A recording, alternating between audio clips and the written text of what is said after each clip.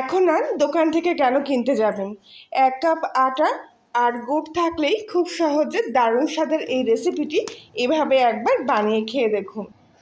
এক জায়গায় বসেই একটার জায়গায় 10টা নিমেষেই খেয়ে নেবেন।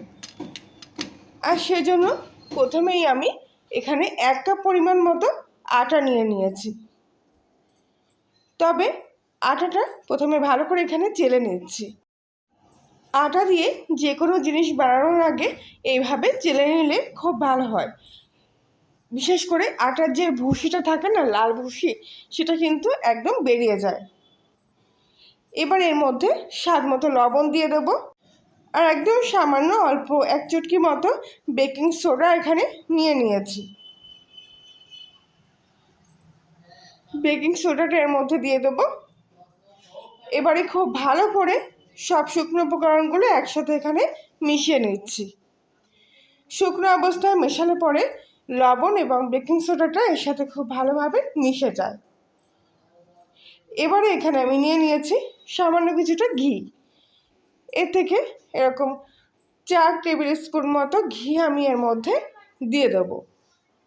সাদা তেল দিয়েও করতে পারেন আপনারা এই রেসিপিটা, তবে ঘি দিয়ে করলে স্বাদটা খুব ভালো আসে এবং গন্ধটাও দারুণ সুন্দর হয়। খুব ভালো করে ঘিয়ের সাথে এবার আটাটা এখানে মিশিয়ে নিচ্ছি। হাতের মধ্যে এভাবে নিয়ে এরকম করে একটু পিষে নিয়ে ভালো করে মিশিয়ে নিতে হবে, যাতে ঘিটা আটার সাথে এইভাবে কিন্তু মিশে যায়। তবে যেহেতু আটা দিয়ে বানাচ্ছি, তাই খুব একটা বেশি ঘি এবং তেল দিয়ে খাস্তা করে মাখার দরকার নেই, অল্প ঘিতেই হয়ে যাবে। এবার সামান্য জল দিয়ে এই ডোটাকে মেখে নেব।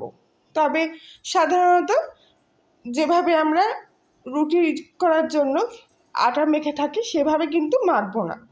এই দেখুন, অল্প করে জল নেব আর ঠিক আটাটাকে এইভাবে একটু ডলা দিয়ে নেব। মানে আটাটা ঠিক এক জায়গায় হবে না, এরকম ছড়ানো মতো থাকবে, অথচ জল এরকম ভেজা মতো থাকবে। এই দেখুন, অল্প করে জল নিচ্ছে হাতের মধ্যে আর আবার আটার গায়ে এইভাবে মাখিয়ে নিচ্ছি। মানে এরকম ছড়ানো মতো থাকবে আর তারপর হালকা হাতে এই আটাটাকে এরকম ঠিক এক জায়গায় মতো করে নিয়ে আসতে হবে। আলতু হাতে এরকম সম্পূর্ণ ডোটাকে এক জায়গায় করে নিয়ে আসার পর 2 হাতের মধ্যেখানে রেখে চেপে ডোটাকে এক জায়গায় করে নিচ্ছি। আর ওপর থেকে যাতে এই ডোটা একটু মসৃণ হয় তার জন্যে এইভাবে হাত দিয়ে একটু চেপে ডোটাকে এরকম গোল বলের মতো করে নিচ্ছি। এর ফলে কি হবে, এর ভিতরের লেয়ারগুলো খুব সুন্দর আসবে তৈরি হওয়ার পর। এবার এই মেখে রাখা আটার ডোটা কিছুক্ষণের জন্য রেস্টে রেখে দেবো। মোটামুটি 20 মিনিট মতো আমি এই অবস্থায় রেস্টে রাখার পর আবারও হাত দিয়ে ভালো করে একটু এভাবে মেখে নিচ্ছি। আর এবার কিন্তু আটাটা খুব ভালোভাবে এখানে সেট হয়ে গেছে। আর এই ডোটাকে এবার এখান থেকে তুলে নিচ্ছি, নিয়ে একটা চাকির মধ্যে যে কোনো কিংবা শক্ত জায়গায় নিয়ে রেখে এগুলো তৈরি করে নিতে হবে। তো আমি একটা চাকির মধ্যে সম্পূর্ণ ডোটা নিয়েছি। এবার হাত দিয়ে এরকম চাপটা করে নিয়ে বেলুন দিয়ে এইভাবে বেলে নিচ্ছি। প্রথমে একটু গোল করে বেললাম, তারপরে আবার একটা ঘুরিয়ে নিয়ে এরকম চৌকো শেপের বেলে নিচ্ছি। এবার 4 সাইড থেকে সামান্য করে কিছুটা অংশ কেটে বাদ দিয়ে দেব। এইভাবে তৈরি করলে পরে এগুলো দেখতে খুব সুন্দর লাগবে আর তৈরি করাটাও খুব সহজ হবে। মাত্র কয়েক মিনিটেই কিন্তু এগুলো তৈরি হয়ে যায়। তবে এই যে বাদ দেওয়া অংশগুলো এগুলো ফেলে দেবো না, এগুলো দিয়েও কিন্তু পরে একইভাবে এগুলো বানিয়ে নেব। এবারে এর থেকে এরকম লম্বা ফালি করে কয়েকটা ভাগে ভাগ করে দেবো। খুব একটা বেশি মোটা রাখার দরকার নেই, 1 আঙুল মতো রেখেই এইভাবে কেটে নিলে হয়ে যাবে। প্রত্যেকটা একই সমানে কেটে নিয়েছি। এবার ঠিক মাঝ বরাবর থেকেও কয়েকটা ভাগে এখানে ছোটো করে এইভাবে ভাগ করে নেব। এই ভাগটা আমি 3টে ফেলায় রাখলাম আর প্রত্যেকটা দেখুন এরকমভাবে তৈরি করে নিয়েছি। ঠিক একটু মোটা ধরনের থাকবে। সবগুলো একইভাবে এখানে কেটে নিয়েছি। এবারে সামান্য তেল কড়াইতে দিয়ে হালকা একটু তেলটা গরম হয়ে আসলে এর মধ্যে এক করে এগুলো আমি দিয়ে দেবো। দেখুন তেলের মধ্যে কিন্তু হালকা বাবলস তৈরি হচ্ছে, ঠিক এরকম অবস্থায় দিতে হবে। কিছুক্ষণ পর এবার তেলটা এইভাবে কড়াইয়ের মধ্যে ঘুরিয়ে নিতে হবে। আর কিছুক্ষণের মধ্যে দেখবেন এগুলো কিন্তু ফুলে উঠে তেলের উপর এরকম ভাজতে শুরু করবে।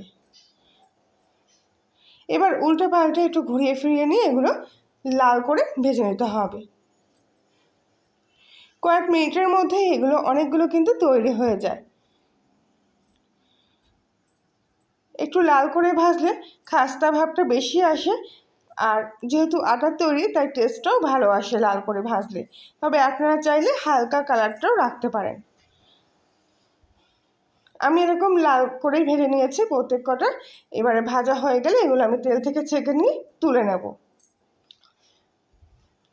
এইগুলো ভাজার পর তেলটা কিন্তু ভীষণ গরম থাকে, সেজন্য কী করতে হবে, এই কড়াইয়ের তেলটা ঠান্ডা করে নিতে হবে। তার জন্য গ্যাসটা পুরোপুরি অফ করে দিয়েছি। তারপরে তেলটা একটু ঠান্ডা হলে আবার গ্যাসের ফ্লেমটা একদম সিম আঁচে রেখে এগুলোকে ভেজে নিচ্ছি। একদম সিম আঁচে এগুলো ভাজতে পরে দেখবেন খুব সুন্দরভাবে ফুলে উঠবে, আর ভিতর থেকেও কিন্তু একটু ফাঁপা মতো তৈরি হবে, নইলে কিন্তু এগুলো একদমই ফুলবে না, আর তখন খেতেও কিন্তু সেরকম মজার লাগবে না। এবার এগুলো আমি ঠিক একইভাবে উল্টে পাল্টে এইভাবে ভেজে নিচ্ছি। সবগুলো ভাজা হয়ে গেলে অন্য একটা প্লেটের মধ্যে এইভাবে তুলে নিচ্ছি।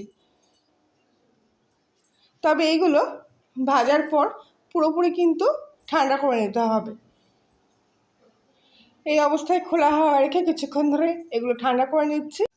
এবারে অন্য একটা কড়াইয়ের মধ্যে আমি ছোট বাটির হাফ বাটির মতো গুড় নিয়ে নিয়েছি।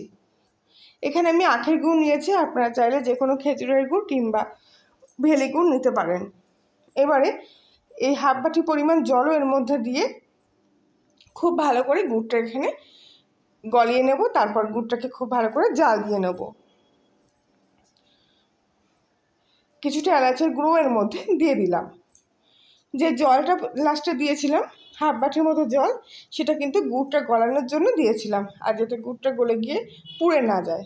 তবে জলটা একদম শুকিয়ে গিয়ে গুড়টা এরকম চিটচিট মতো হয়ে আসলে, মানে ঘন হয়ে আসলে, এবারে গ্যাসের ফ্লেমটা একদম সিম আঁচে দিয়ে এক এক করে এই কাঠিগুলো এর মধ্যে দিয়ে দিলাম। দিয়ে খুব ভালো করে এইভাবে কাঠিগুলো গুড়ের মধ্যে নাড়িয়ে চাড়িয়ে নিতে হবে। চিনি দিয়ে করলে কিন্তু খুব সোজা হয় এগুলো তৈরি করা, তবে গুড় দিয়ে করলে কিন্তু অনেক সময় গুড়টা চিট হয়ে যায়। তখন কি হয়, এই কাঠিগুলোর গায়ে গুড়টা কিন্তু শুকোতে চায় না। তো যাই হোক, এইভাবে করলে কিন্তু গুড়টা খুব ভালোভাবে কাঠের গায়ে একদম লেগেও যাবে, আর সুন্দরভাবে শুকিয়েও আসবে, যার জন্যে দেখতে এবং খেতে দুটোই ভীষণ সুন্দর হবে। এবার কী করতে হবে, গ্যাসটা পুরোপুরি অফ করে দিতে হবে। এরকম যখন দেখবেন গুড়টা শুকিয়ে আসছে, তখন গ্যাসটা পুরোপুরি অফ করে দিলে কী হবে, গুড়টা কিন্তু আর চিট হয়ে যাবে না, আর পুড়ে যাওয়ারও সম্ভাবনা থাকবে না। এবার অনবরত এইভাবে এই কাঠিগুলো গুড়ের মধ্যে এইভাবে নাড়াচাড়া করতে হবে। আর এইভাবে নাড়াচাড়া করতে করতে কিছুক্ষণের মধ্যেই দেখবেন এই গুড়গুলো কাঠির গায়ে এইভাবে শুকিয়ে গেছে। আর গরম অবস্থায় একটু এইভাবে নাড়াচাড়া করে দেবেন, তাতে তলায় কিন্তু লেগে যেতে পারে। আর এবার আমি এই গরম থাকা অবস্থাতেই অন্য একটা থালার মধ্যে এগুলো ঢেলে নিচ্ছি, তাহলে আর তলায় লেগে যাওয়ার কোনো সম্ভাবনাই থাকবে না। গুড়ের এই কাঠি গজাগুলো দেখুন দেখতে কত সুন্দর হয়েছে, একদম পুরো দোকানের গুড়ের গজার মতো। আশা করছি আজকের রেসিপিটি আপনাদের ভালো লেগে থাকবে। ভালো লাগলে প্লিজ লাইক শেয়ার কমেন্ট করে জানাবেন। আর আপনি যদি কলিং রান্নাঘরের নতুন সদস্য থাকেন তাহলে প্লিজ চ্যানেলটি সাবস্ক্রাইব করে পাশে থাকবেন। এই দেখুন একটা গজা ভেঙে নিয়ে দেখালাম, ভিতরটা কত সুন্দর হয়েছে, পুরো লেয়ারগুলো মনে হচ্ছে একদম সাজানো আছে। তাহলে বন্ধুরা আজকের মতো এই পর্যন্তই, সবাই ভালো থাকবেন।